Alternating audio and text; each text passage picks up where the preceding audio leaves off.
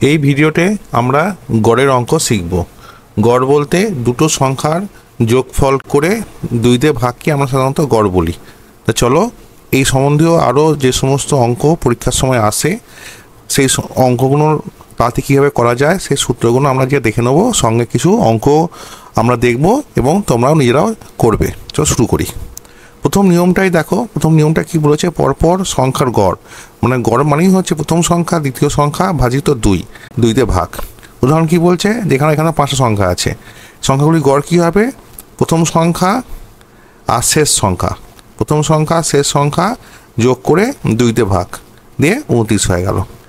ঠিক একইভাবে প্রথম সংখ্যার প্রকৃত সংখ্যা, মানে প্রথম সংখ্যা যদি প্রকৃত মানে নর্মাল সংখ্যা হয়, এন সংখ্যার প্রকৃত সংখ্যা, তাহলে প্রথম এন সংখ্যার গড় কী হবে, n+1/2।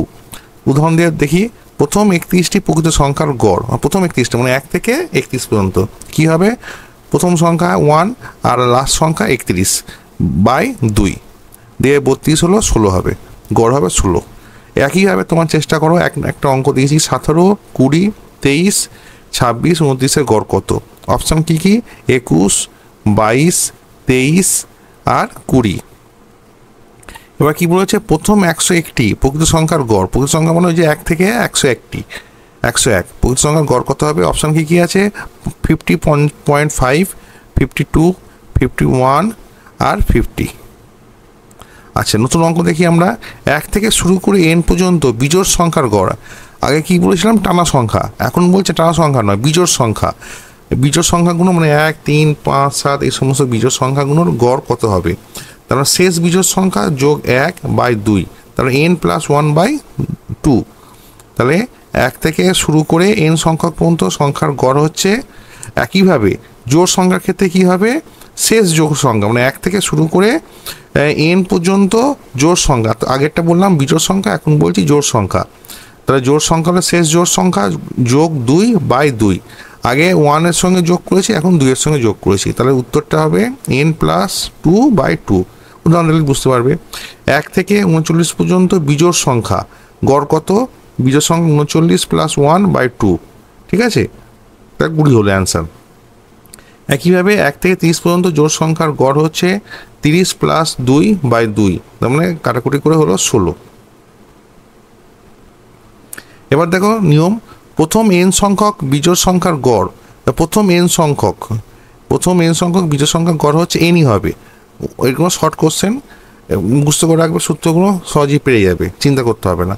আর প্রথম n সংখ্যক জোড় সংখ্যার গড় কত হচ্ছে, n+1, ঠিক আছে, দেখে নাও। প্রথম 17টি বিজোড় সংখ্যার গড় হচ্ছে 17, আর প্রথম 52টি জোড় সংখ্যার গড় কত হচ্ছে, 52 + 1 53।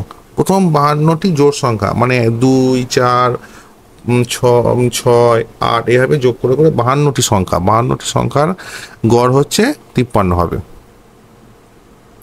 এবার এতক্ষণ ধরে আমরা নর্মাল সংখ্যা, জোড় সংখ্যা, বিজোড় সংখ্যা গড় দেখেছি। এবার দেখব বর্গের গড়। বর্গের গড় কী করবো না, 1 থেকে n পর্যন্ত পরপর প্রকৃত সংখ্যা মানে টানা সংখ্যা বর্গের গড় কত হচ্ছে, n+1 × 2n+1/6, ঠিক আছে। আবার কি বলেছে, প্রথম n সংখ্যক জোড় সংখ্যার গড়, জোড় সংখ্যার বর্গের গড় কত হবে, 2 × n+1 × 2n+1/3। তাহলে একই আছে, শুধু এটা একটার সঙ্গে 6 ভাগ হয়েছে, আর জোড় সংখ্যার ক্ষেত্রে 2 গুণ করে 3 দিয়ে ভাগ হয়েছে। n+1ই রয়েছে, 2n+1ই রয়েছে।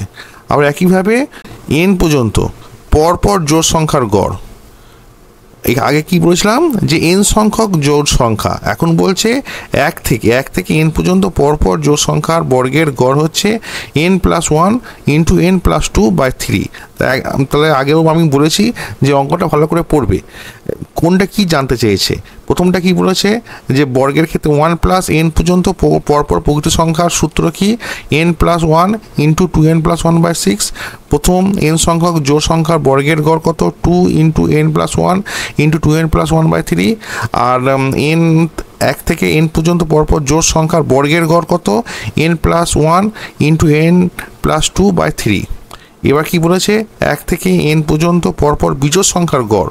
বিজোড় সংখ্যার গড় কী হবে, n ইন্টু n+2/3। ঠিক আছে, জোড় সংখ্যার ক্ষেত্রে n+1 হবে, আর বিজোড় সংখ্যার ক্ষেত্রে শুধু n বসবে, ইন্টু n+2 যেমন ছিল তেমনই আছে, /3 হবে। অঙ্কর সূত্রগুলোর সঙ্গে সঙ্গে অঙ্ক করলে তোমাদের বুঝতে আরও সুবিধা হবে।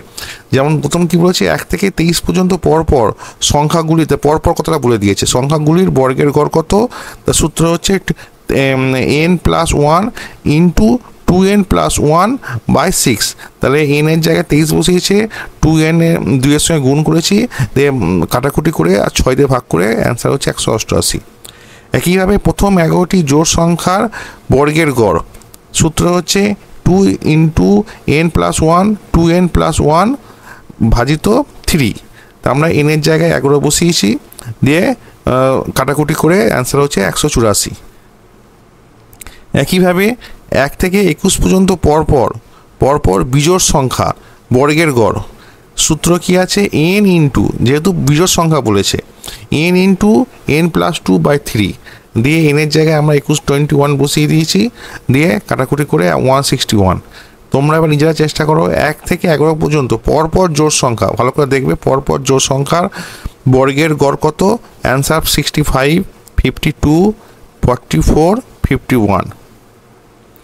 এবার দেখো নিয়ম কি বলেছে, পরপর n সংখ্যক জোড় বা বিজোড় যাই হোক না কেন, একই সূত্র, সংখ্যার গড় x হলে বৃহত্তম ক্ষুদ্রতম সংখ্যার পার্থক্য। তার মানে জোড় বা বিজোড় একই নিয়ম, ক্ষুদ্রতম এবং বৃহত্তম সংখ্যার পার্থক্য কী হবে, 2 ইন্টু n-1, 2 ইন্টু n-1 হবে। উদাহরণ কি, পরপর 6টি বিজোড় সংখ্যার গড় 8 হলে বৃহত্তম ক্ষুদ্র সংখ্যার পার্থক্য 2 গুণিত 6-1। এখানে কিন্তু এই এক্সের কোনো ভূমিকা নেই, ভালো করে দেখো, এক্সের কোনো ভূমিকা নেই, এক্স শুধুই পড়ে আছে, তাহলে কাটাকুটি করে অ্যান্সার হবে 10। এবার আমরা যে অঙ্কগুলো তোমাদেরকে দেখালাম বা তার উপর বেস করে তোমাদেরকে যে অঙ্কগুলো করতে দিয়েছিলাম তার উত্তর তোমরা এবার দেখে নাও। তোমরা নিশ্চয়ই এগুলো খাতায় করেছো, তাহলেও দেখে নাও, মিলিয়ে নাও যে ঠিক হলো কিনা। প্রথমটা হবে 17 + 29/2, দিয়ে কাটাকুটি হবে 23। তাহলে প্রথম অঙ্কটার সঠিক অ্যান্সার হচ্ছে সি। তারপরটা n+1/2, এর জায়গায় 101 বসিয়েছি, দিয়ে কাটাকুটি করে 51। তাহলে 2 এর অঙ্কটা সঠিক অ্যান্সার হচ্ছে সি। এবার 3 এর অঙ্কটার ক্ষেত্রে n+1 ইন্টু n+2/3, এর জায়গায় আমরা 11 বসালাম, দিয়ে কাটাকুটি করে অ্যান্সার হলো 52। তাহলে 3 এর অঙ্কটা সঠিক উত্তর হচ্ছে বি। এখানেই আমরা ভিডিওটা আজকে শেষ করছি। অবশ্যই ভালো লাগলে তোমরা বন্ধুদের সাথে শেয়ার করবে, আর আমার চ্যানেলটাকে সাবস্ক্রাইব করবে, আর এই ভিডিওটাকে লাইক করবে।